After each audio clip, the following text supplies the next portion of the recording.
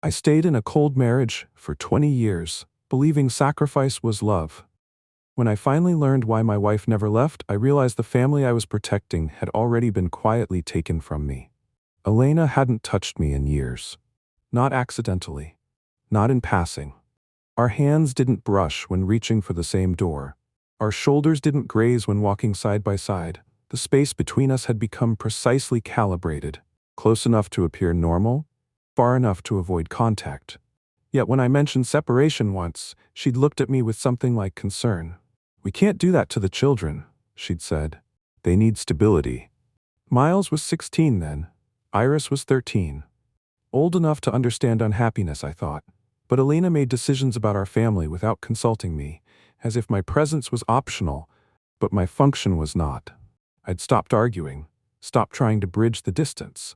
I just maintained my position in the household: provider, co-parent, placeholder husband.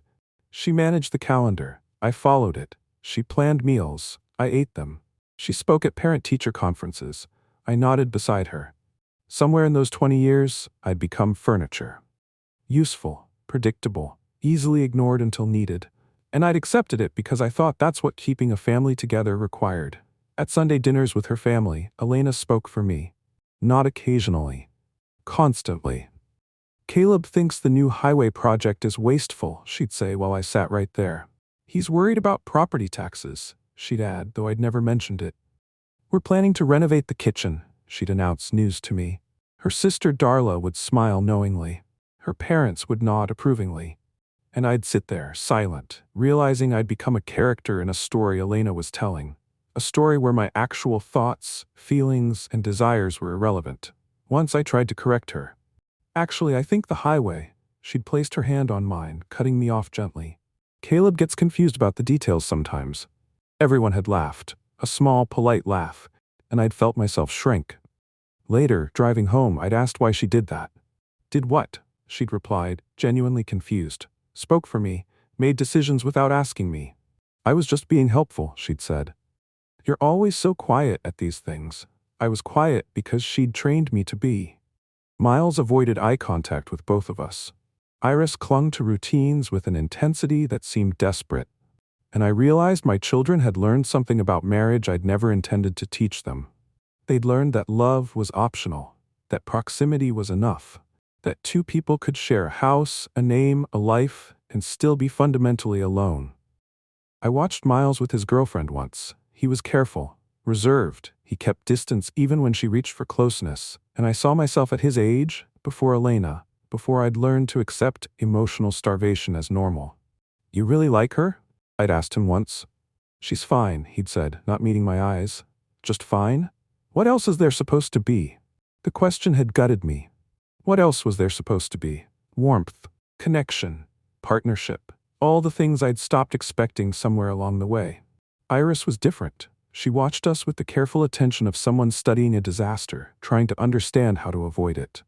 "Do you and Mom love each other?" she'd asked once, point blank. I'd hesitated too long. "It's complicated," I'd finally said. "It shouldn't be," she'd replied. She was right. It shouldn't be.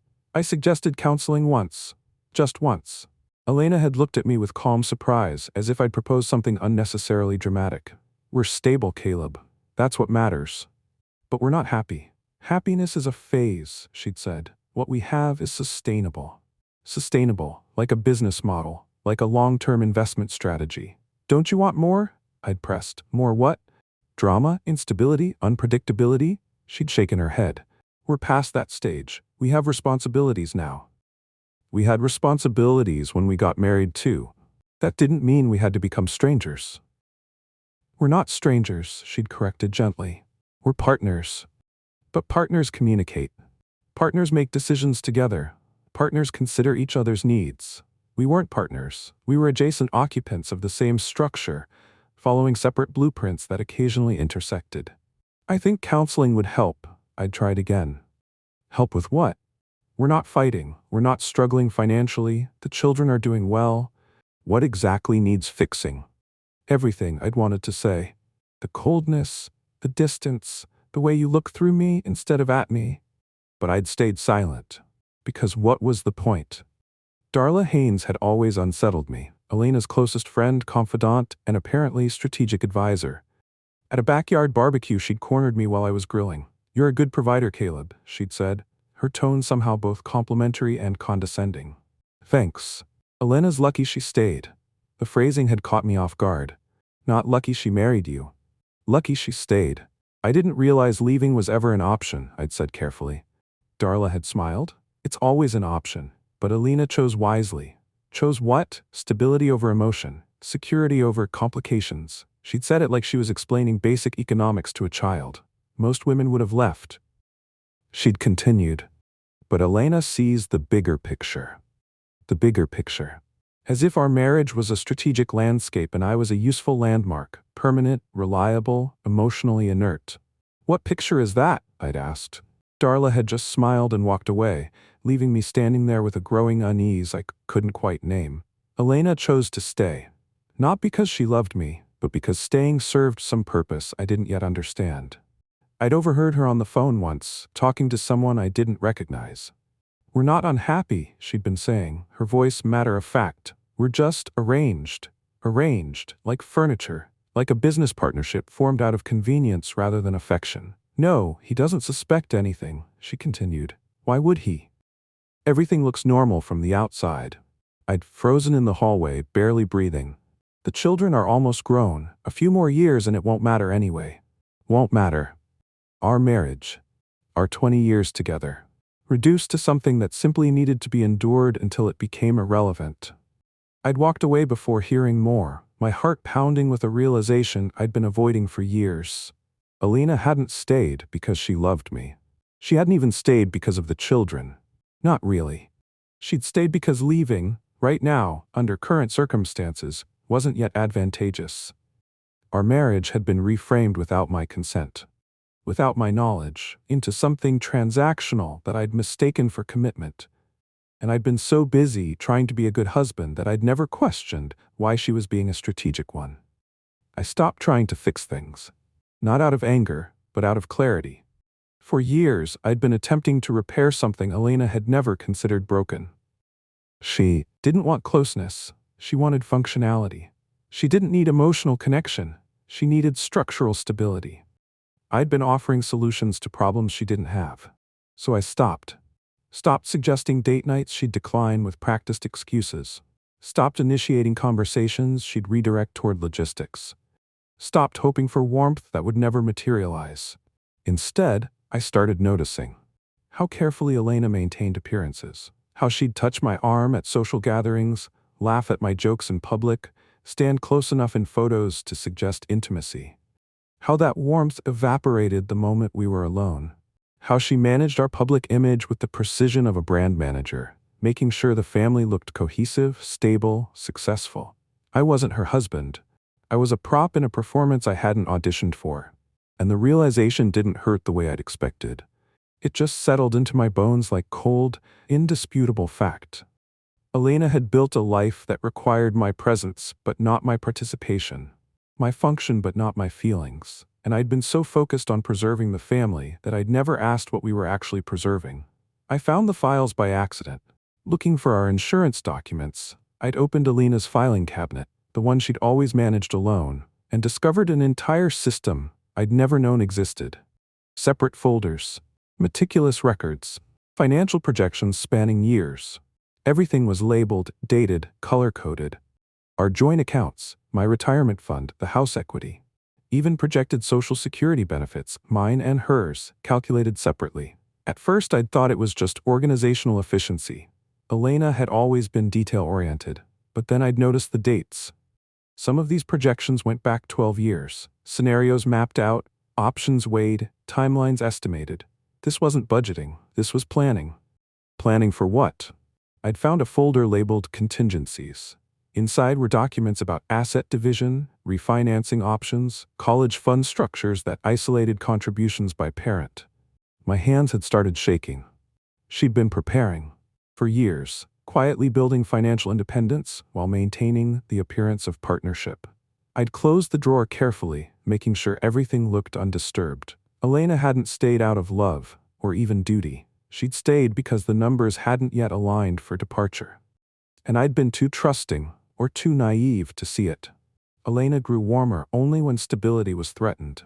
When I'd been laid off 3 years ago, she'd suddenly become attentive, concerned, almost affectionate. "We'll get through this together," she'd said, touching my shoulder, the first voluntary contact in months. She'd asked about my job search daily, made my favorite meals, stayed up late discussing options. I'd mistaken it for rekindled care. But the moment I'd secured new employment, better paying than before, the warmth had evaporated like morning fog. The touches stopped. The conversations returned to logistics. The distance restored itself with practiced ease. I'd seen the pattern repeat with smaller disruptions. A health scare that had her momentarily solicitous. A financial hiccup that had her temporarily engaged.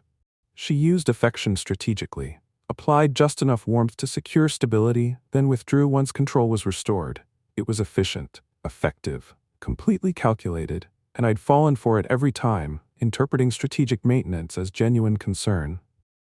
Now, watching her prepare dinner with mechanical efficiency, I understood. Elena wasn't cold because she'd fallen out of love. She was cold because she'd never been in it. She'd just been very, very good at pretending when necessary.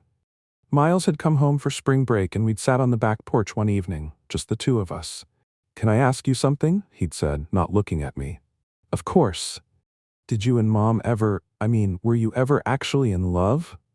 The question had landed like a stone in still water. "Why do you ask?" He'd shrugged. "I just don't remember you ever being close, affectionate, the way other parents are."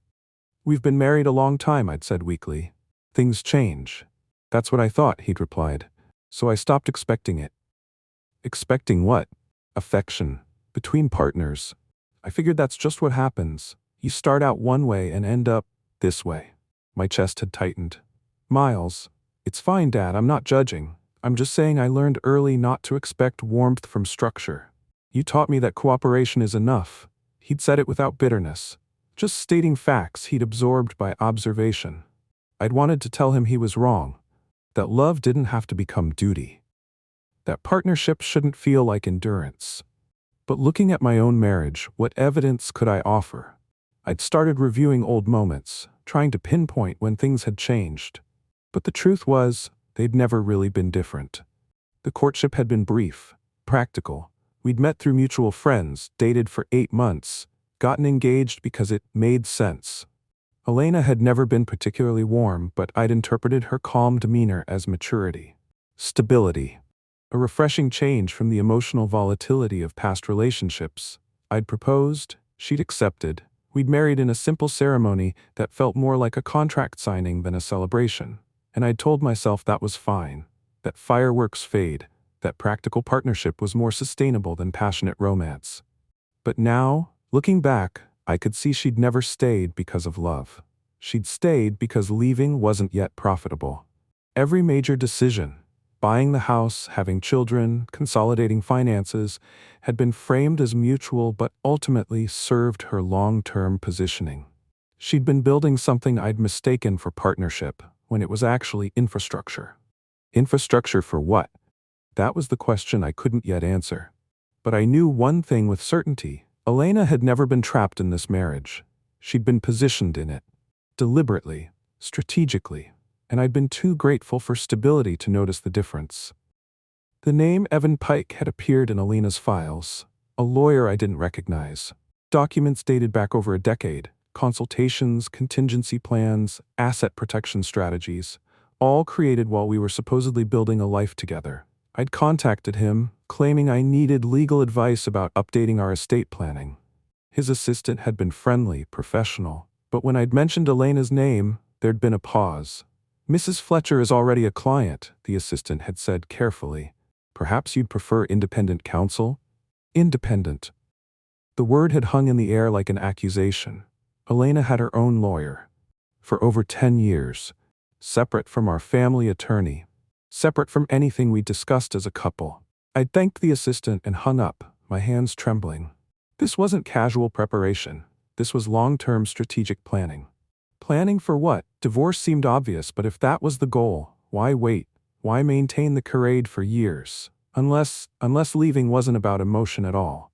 Unless she was waiting for specific conditions. financial thresholds, the children reaching independence, maximum asset accumulation before minimum legal exposure. Elena hadn't stayed because she couldn't leave. She'd stayed because leaving too soon would cost more than waiting. And I'd been the unwitting participant in her timeline. The pieces assembled themselves with terrible clarity. Elena hadn't stayed trapped, she'd stayed positioned. Every year of our marriage had served a purpose in her calculation. My income supported the lifestyle. My stability provided cover. My compliance made her planning easier. She'd used our joint accounts to build her separate security. Used my trust to accumulate assets that were technically shared but strategically hers. The college funds were in her name as custodian. The house, though jointly owned, had been refinanced in ways that benefited her exit strategy. Even my retirement contributions had been structured, at her suggestion, to maximize her potential claims. I'd thought we were building together. We'd been building for her. And the most devastating part? She'd done it all legally. Carefully. With expert guidance I'd never questioned because I'd assumed we wanted the same things. We didn't want the same things. I'd wanted a family. She'd wanted security. I'd wanted partnership. She'd wanted positioning. I'd wanted love. She'd wanted leverage, and she'd gotten exactly what she wanted while I'd gotten the illusion of what I thought I had. The marriage wasn't loveless by accident. It was loveless by design. Her design. I stopped contributing emotionally. Not out of spite, but out of self-preservation. I maintained my functions, provider, co-parent, household presence, but I withdrew everything else. No more attempts at conversation beyond logistics. No more hoping for warmth that would never come. No more interpreting strategic gestures as genuine care. I became observant instead of reactive. And Elena didn't notice, or if she did, she didn't care. Our interactions remained transactional. She managed schedules. I followed them. She made decisions. I complied. The only difference was I'd stopped hoping it meant something. I watched her move through our shared space with practiced efficiency, and I saw her clearly for the first time in 20 years. She wasn't my wife. She was my business partner in a venture I'd never agreed to. And that clarity, painful as it was, brought an unexpected relief. I wasn't failing at marriage. I was succeeding at a role I'd been assigned without consent. The realization didn't make me angry. It made me tired. Tired of performing, tired of hoping, tired of mistaking function for connection. I didn't know yet what I'd do with this clarity, but I knew I couldn't unknow it. The marriage was over. It had been over for years, maybe from the start. I'd just been the last to realize it. Elena started restructuring assets for the kids. New accounts in their names, trust documents that required my signature, financial reorganizations framed as responsible parenting. We need to protect their futures, she'd said, sliding papers across the kitchen table. I'd read them carefully this time. Every clause, every stipulation, the structures she'd created gave her control over distributions, made me the funding source, but her the decision maker. If we divorced, these arrangements would remain intact, protected, hers to manage. Why the rush? I'd asked. Miles turns 18 next month. Iris is 16. We should have done this years ago. Should have. As if this had been a mutual oversight rather than her calculated timing. I'd signed nothing. I need to review these with a financial advisor, I'd said. Her expression had flickered just briefly with something like concern. These are standard documents, Caleb, for the children's protection. Then they can wait a few days while I make sure I understand them. She'd gathered the papers, her movements precise. Of course, take your time. But her tone suggested my time was limited. The repositioning had accelerated. Whatever timeline she'd been following, I'd just disrupted it. And she didn't like disruption. Darla showed up uninvited, ostensibly to drop off a casserole. She'd found me in the garage, organizing tools I'd neglected for months. Elena's worried about you, she'd said without preamble. Is she? She said you've been resistant about updating the family planning documents. I'd stopped working, turning to face her. Those aren't family planning documents. They're exit strategy documents. Darla had smiled slightly. Everything's an exit strategy if you're smart about it. Is that what you told her? To be smart about it? I told her to protect herself, to protect the children, to make sure she wasn't left vulnerable. Vulnerable to what? To me? To uncertainty, Darla had corrected. Marriage is a risk, Smart women minimize risk. By treating their husbands like adversaries? By treating their husbands realistically. She'd stepped closer. Sign the documents, Caleb, for family harmony, for the children's sake. The children are fine. They won't be if this gets ugly. The threat had been subtle, but unmistakable. Nothing's gotten ugly, I'd said quietly. Elena's planned too carefully for that. Darla had studied me, recalculating. You're smarter than she gives you credit for. Apparently, she'd left shortly after, and I'd stood in the garage, understanding finally what I was up against. Not just Elena, but her entire support system, pressuring me to comply. I'd asked Elena directly over dinner one evening, with the children conveniently absent.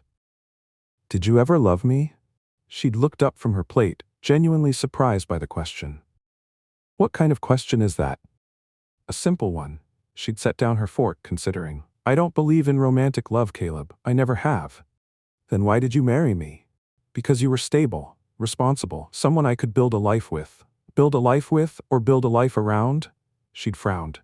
Is there a difference? Yes. Well, I don't see it. Marriage is a partnership, strategic partnership. Emotional compatibility is nice, I suppose, but it's not sustainable. So for 20 years you've been strategically partnered with me? Yes, and it's worked well. We have a nice home, healthy children, financial security. What more is there? Connection, intimacy, affection. She'd actually laughed. Those are luxuries, Caleb, not foundations. And there it was, the truth I'd been avoiding. Elena hadn't become cold over time. She'd always been this way. I just convinced myself that strategic partnership was another word for love. It wasn't. I realized Elena had already emotionally replaced me, not with another man, but with certainty. She didn't need my affection because she'd never wanted it. She needed my function, and that could be replicated or eliminated depending on circumstance. I'd watched her lately, the way she moved through our home with the confidence of someone who'd already mentally redecorated it without me. She'd stopped asking my opinion on anything that mattered. Stopped pretending my input influenced decisions. She'd replaced partnership with projection, imagining and planning for a future that didn't include me. And the children had sensed it. Iris had asked me recently, "Are you and Mom going to get divorced?" Why would you ask that? Because she talks about after like you won't be there. After. The word had lodged in my chest like a stone. After what? After I leave for college, after Miles finishes, after she has more freedom. She never says we, she says I. My daughter had noticed what I'd been too close to see. Elena hadn't just emotionally detached, she'd emotionally departed. She was already living in a future that didn't include me. I was the ghost in my own marriage, haunting a house someone else had already abandoned. I'd found more documents, detailed timelines, exit strategies contingent on specific milestones. When Miles finished college, when Iris graduated high school, when my retirement vested, when the house equity maximized. Elena had been planning to leave for over a decade. Just not yet. Not while I was still more useful present than absent. Each year of our marriage had been a calculated decision to extend the arrangement, not preserve the relationship. She'd been preparing to leave only after extracting maximum benefit from staying. The children were her insurance policy, keeping me emotionally invested while she built financial independence. The house was her equity vehicle. My income was her funding source. And I'd participated willingly, thinking I was building our future when I was really funding her exit. The timeline was almost complete now. Miles would graduate next year. Iris would leave for college in 2. After that, my utility ended. My presence became optional. Elena wouldn't leave in anger or drama. She'd leave because the calculation finally favored departure over maintenance. And I'd be expected to comply quietly, to accept that our marriage had simply run its course. But it hadn't run its course. It had been scheduled. The marriage wasn't loveless by accident, it was loveless by design. Elena's design. She'd chosen someone stable enough to provide, compliant enough to manage, and trusting enough not to question. She'd built a life that required my participation, but not my presence. My resources, but not my reciprocation. Every moment of coldness had been intentional. Every withdrawal strategic. Every refusal to connect calculated to maintain just enough functionality without creating real bond. Because real bonds would have complicated her exit. She'd needed me emotionally distant enough that leaving wouldn't feel like loss, financially integrated enough that staying provided advantage, socially connected enough that divorce would need justification, and she'd timed everything perfectly. Or almost perfectly. The one variable she hadn't accounted for was that I might wake up, that I might see the structure she'd built around me, that I might recognize my role before she'd finished executing her plan. I wasn't angry. I was almost impressed by the precision of it. Almost. But beneath that impressed recognition was a growing resolve. Elena had designed a marriage where I was useful but expendable. I was about to teach her the cost of that design. I consulted a lawyer. Not Evan Pike, someone independent, someone Elena didn't know. Marcus Verne was direct, efficient, and unsurprised by my situation. "You're not the first person to wake up in a strategic marriage," he'd said after reviewing the documents I'd brought. "What are my options? Legally, you're in a strong position. She's been careful, but not careful enough. The separate planning, the undisclosed attorney consultations, the asset repositioning, it all establishes intent. Intent for what? Marital misconduct, financial non-disclosure. Depending on how we frame it, you could challenge the asset structures she's created." "I don't want revenge," I'd said. "I just want out." "Out with what's yours," Marcus had corrected. "There's a difference." He'd outlined a strategy. Not dramatic, not punitive, just protective. Filing before Elena expected it. Freezing restructuring efforts. Establishing timeline of her separate planning. Creating record of strategic behavior. "We're not attacking," Marcus had said. "We're documenting. Let her explain to a mediator why she hired a lawyer 10 years ago without telling her husband." It wasn't revenge. It was clarity in legal form. And I'd authorized him to proceed. Elena wanted a clean exit on her timeline. She'd get an exit. Just not the one she'd planned. I protected my relationship with Miles and Iris without poisoning them against their mother. "I need you both to know something," I'd said when we were all together. "Your mother and I are going to separate, probably soon." Iris had nodded, unsurprised. Miles had looked relieved. "This isn't about you," I'd continued. "This is about two people who want different things, who've wanted different things for a long time." "It's because she doesn't love you," Iris had said quietly. "It's because we define love differently," I'd corrected. "And that's okay. People can care about each other without being right for each other." "Are you going to fight?" Miles had asked. "No.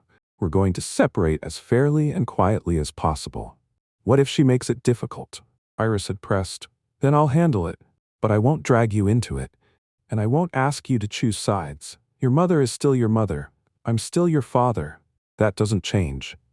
Later, Miles had pulled me aside. "Thank you for not making us hate her." "I don't hate her either," I'd said honestly. "I just can't be what she needs anymore, and she can't be what I need." "What do you need?" "To be chosen. Not strategically. Just chosen." He'd hugged me then. The first real embrace in months, and I'd known I was doing the right thing. Elena sensed control slipping when the legal papers arrived. I'd moved out 2 days prior, quietly, taking only what was unquestionably mine. No drama, no confrontation, just absence where presence used to be. The papers weren't divorce documents yet, just motions to freeze asset transfers and compel financial disclosure. She'd called immediately, her voice tight with something between anger and panic. "What are you doing, Caleb?" "Protecting myself." "From what?" "I've done nothing wrong." "Then the disclosure will be easy. You can explain to a mediator why you restructured our assets without discussion, why you've had separate legal counsel for over a decade, why you planned exit strategies while I thought we were building a life."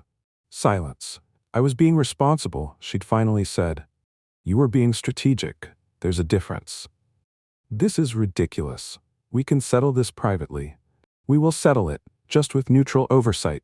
To make sure settlement doesn't mean you getting everything you've already positioned yourself to take." More silence. "I never took anything from you, Caleb." "You took 20 years. That's enough." I'd hung up before she could respond. Elena had assumed I'd continue absorbing the cost of her planning. That compliance was my default setting. She'd miscalculated. The separation was clean, quiet, almost anticlimactic.